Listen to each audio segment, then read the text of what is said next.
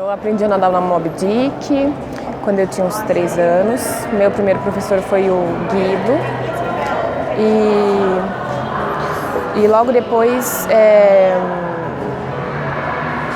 depois que a equipe lá no Moby Dick tinha um tempo já tinha algumas pessoas, pelo fato de o Homero ter visto algum talento em mim e das pessoas ali também terem talentos ali. Acho que ele recebeu uma proposta para ir para o golfinho e todos os pais acabaram sendo convencidos a levar seus filhos lá para o golfinho também. E o golfinho tinha eu acho que uma pretensão de voltar a ser um clube grande, como tinha sido já há algum tempo atrás, daquela época, né? E daí a gente acabou indo acompanhar o Homero e chegando no golfinho para integrar a equipe lá por 92, 93, se não me engano. E lá chegando a gente foi super bem recepcionado pelas pessoas,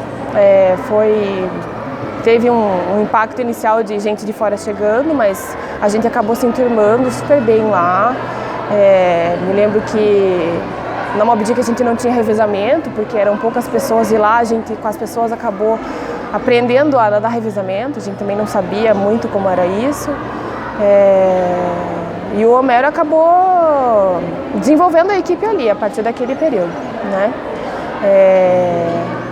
Me lembro que em 95 foi um ano que eu fui muito bem sucedida assim, em algumas competições, teve campeonatos brasileiros, campeonatos brasileiros em que o revezamento do golfinho também se destacou, tanto em Copacabana, no Rio de Janeiro, teve uma piscina que montaram lá na praia, como se fosse a arena de vôlei de praia, mas tinha uma piscinona lá, era incrível. E nesse mesmo ano teve também Mococa, que muita gente do golfinho acabou indo. Tinha a Silvia Thaís De Poli, a Thaís Sampaio, a Fernanda Pepe, esse era o revezamento daquela época e a gente não deixava ninguém passar na nossa frente. Isso era muito legal. Que mais que eu tenho para contar? Em 96 a gente mudou um pouco a estrutura de revezamento, porque entraram umas meninas mais velhas um pouco, né? Entrou a Adriana Bareia, depois entrou também a geração mais nova, porque a idade eram duas idades juntas, né? E veio Carolina Manfra também para somar. Então o revezamento era uma coisa que destacava bastante. Individualmente a gente tinha alguns talentos também. A Silvia Thaís De Poli ia muito bem nas competições de costas. Eu me lembro que a Fernanda Pepe também ia muito bem no borboleta. A Thaís é muito bem no peito. Então a gente era boa também no revezamento medley, porque eu nadava 50 livre, então 4 por 50, 4 por 100. A gente tinha a sorte de ter uma boa em cada estilo e dava certo, assim. Que mais? Em 96 teve Campeonato Brasileiro em Fortaleza, também me lembro que a gente foi. Teve Campeonato Brasileiro em Belém. Nossa, com a equipe do Clube do Golfinho eu viajei para muitos lugares mesmo. A gente foi para o Chile, eu fui para o Chile 3 anos. Teve competição internacional lá. A gente assistiu o final da Copa de 94 no estádio italiano contra a Itália, com toda a equipe do Golfinho trancada numa salinha. E acabamos ganhando com o chute do Baggio para fora, foi muito legal. Me lembro assim dessas coisas como se fosse agora, assim, porque era tudo muito emocionante naquela época, era tudo muito, muito, muito intenso. Não sei se porque eu sou uma pessoa intensa, mas eu acho que para todo mundo que viveu aquela época era uma coisa muito intensa. Eu acho que o que me motivava a nadar era o fato de que eu gostava. Eu gostava de estar na piscina, gostava daquele cheiro de cloro, gostava. E o Clube do Golfinho, por ser piscina aberta, dava uma sensação de liberdade também muito grande, né? Na chuva a gente nadava, os raios caindo e a gente nadando. Apesar do banheiro ser bem longe e bem frio no inverno, aquilo era uma coisa assim que antes do colégio, antes de muitas coisas que deveriam ser importantes na minha vida naquela época de adolescente, né? A natação vinha em primeiro lugar, então aquilo arrebatava meu coração, assim, botar o maiô, botar a touca, enfiar o cabelão dentro da touca, cair na piscina e nadar de madrugada, nadar de tarde. E os meus pais compravam a ideia, né? Meu pai comprava muito a ideia, tipo, não, eu vou. Todas as viagens ele queria ir junto. E o mais interessante é que naquela época acho que a maioria dos pais incentivava muito os atletas e comprava aquela ideia de vamos fazer acontecer de um jeito que não sei se hoje em dia existe isso em outros clubes da maneira como existia naquela época, porque foi a época que eu vivi também, né? Mas os pais dos atletas, eles eram muito dedicados assim a ponto de eu morava em Pinhais e eu nadava no Clube do Golfinho e atravessava, sei lá, 20 quilômetros da cidade todo santo dia, no começo de carro. Depois tinha o ônibus, tinha que pegar 3 ônibus, meu Deus, gostava muito mesmo, né? Era uma coisa assim que até hoje assim, já tentei voltar a nadar, tenho uma dificuldadezinha em voltar a nadar sem querer competir, porque eu queria só por saúde, mas eu tenho essa dificuldadezinha, porque acho que naquela época também esse senso de competitividade era muito grande, né? A gente nadava pensando num objetivo, vai ter o estadual, vai ter o brasileiro, vai ter o sul-brasileiro, tem tal tempo que eu quero baixar, então era tudo com metas. O Homero era muito... fazia bastante planejamento assim a médio e longo prazo e conseguia fazer a gente ter uma disciplina assim que até hoje em dia eu tenho um pouco de dificuldade de ter aquela disciplina que eu tinha aquele tempo assim. Eu acho que a disciplina foi uma das coisas que eu ganhei com a natação. Acho que a piscina, de certa forma, faz com que a gente aprenda a ficar sozinho consigo mesmo e meditar e fazer uma autoanálise, o que faz com que a gente, de certa forma, se torne uma pessoa melhor também. E acho também que, pelo fato de ser um grupo muito heterogêneo, tinha gente ali de todo tipo de personalidade, todo tipo de histórico familiar, de estatura, né? Gente pequena, gente grande, gente magra, gente mais gordinha. Então, assim, você aprender a conviver em grupo, numa época que é a adolescência, né? É um aprendizado aqui para a vida toda que não são todas as pessoas que têm o privilégio de ter. E ainda mais um ambiente como aquele, que era um ambiente saudável, um ambiente de esporte, né? Então, assim,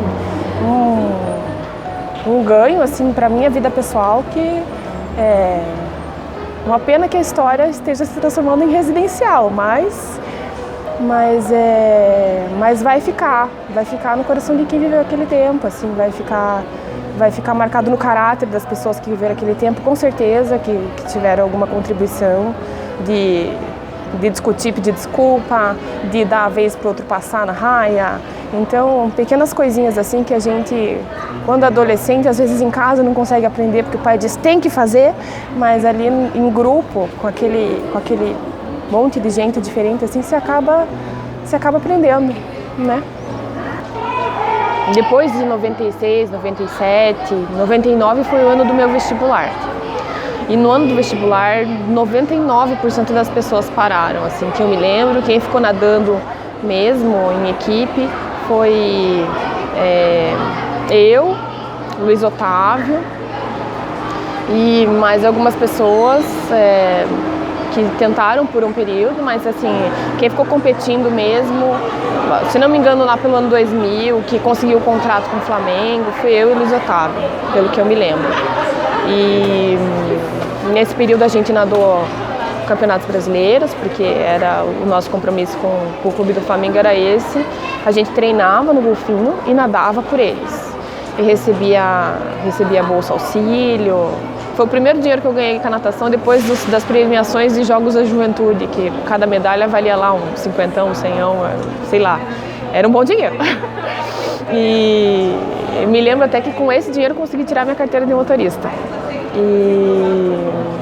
E daí o que aconteceu foi que chegou uma determinada época da vida, depois que passou o vestibular, né, que a gente acaba sendo confrontado, né, se você precisa ir trabalhar e fazer um estágio e aquela questão da natação não tá tão desenvolvendo, e o clube estava realmente numa época de fechar, né? De ter escassez ou de pelo menos voltar às suas atividades mais para o triatlon e não para a natação, né? Então, por conta disso, por conta da equipe ter ficado muito pequenininha, por conta de ser muito longe da minha casa, e daí assim não tinha mais aquela motivação do grupo, tinha uma motivação só individual praticamente. Daí acabou que chegou um momento que eu não consegui mais continuar nadando lá. Eu acho que deveria existir um acompanhamento psicológico para ex-atletas de competição. Para que eles aprendessem a, primeiro, comer menos, e segundo, tirar lições assim, do que deu errado na vida deles como atleta, do que não deu certo, né? Porque muita coisa num atleta que tem talento dá certo. Tem muito troféu, muita medalha, tem um monte de coisa legal, mas tem um monte de coisa que não dá certo e às vezes a gente não para refletir sobre isso. Eu acho que precisava de um acompanhamento psicológico para essas duas coisas. Eu particularmente tive que aprender com a vida algumas coisas e refletindo sozinha, assim, né? E não tive a piscina do golfinho para me ajudar. Só tive a piscina do golfinho enquanto eu estava nadando. Depois dela acabou que não teve muito como, né? Mas eu acho... Então te ajudou? Nossa, muito! Nos aspectos emocionais, psicológicos. Fazer uma série de 10 e 400 às vezes era um terror para quem era velocista, no meu caso, mas era ali que eu aprendi a pensar algumas coisas sobre mim mesma, numa época que as pessoas não pensam sobre si mesmas, na adolescência. Foi como se fosse uma terapia mesmo. Um bom período, especialmente os últimos anos, assim, quando eu treinei mais sozinha, foi uma terapia, sem dúvida. Bom, naquela época eu me lembro quando eu cheguei no golfinho já tinha uma rival, que era a Thaís De Poli, porque naquela época quem nadava bem tanto quanto eu as provas que eu nadava do clube do golfinho era ela. Então quando eu soube que eu ia pro golfinho eu falei, nossa, vou nadar com aquela polaca. Então eu já ficava meio com medo dela porque ela já era maior que eu. Mas durona, né? Durona não demonstra medo. Então a gente passou a treinar junto, eu passei a respeitar muito ela pela pessoa que ela é. E a gente tinha uma rivalidade meio velada, assim, porque a gente nadava as mesmas provas no final das contas, mas o Homero sempre dava um jeito de não tentar colocar a gente exatamente nas mesmas provas, porque daí sabia que ia ser uma medalha ou outra medalha e não exatamente...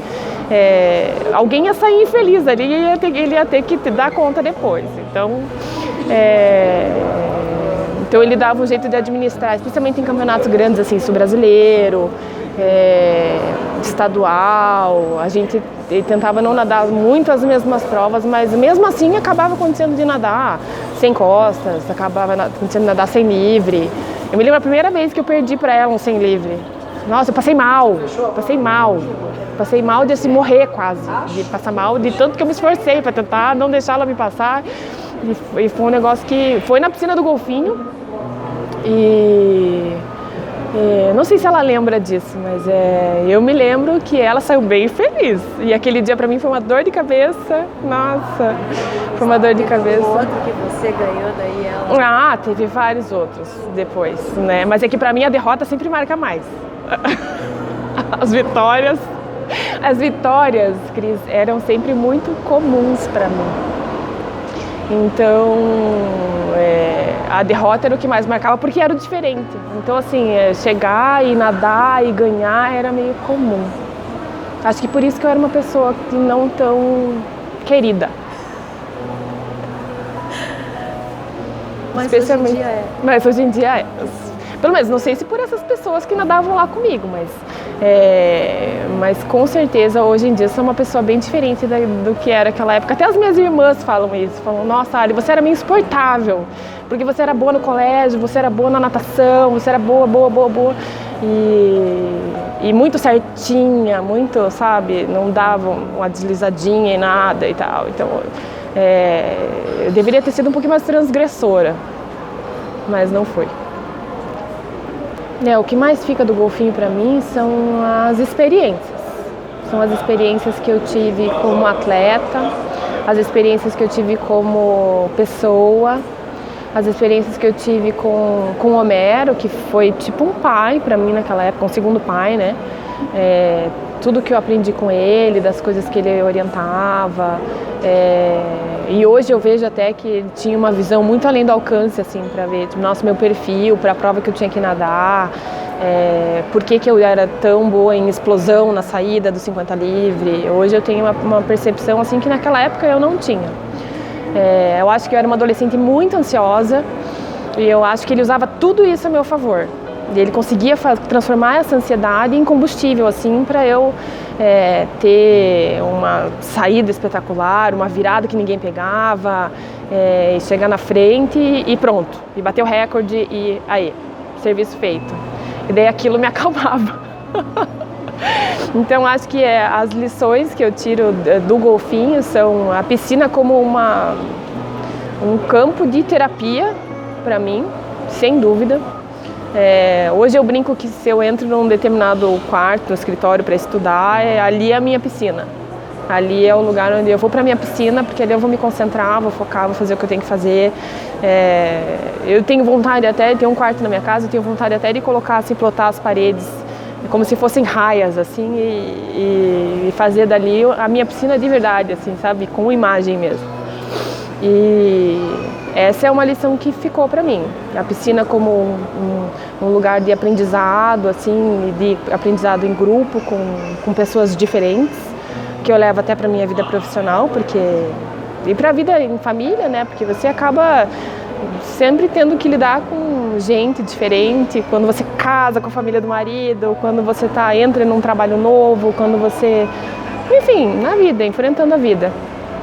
Eu acho que foi a minha formação mais forte na adolescência, mais que o colégio e talvez mais que a minha casa até.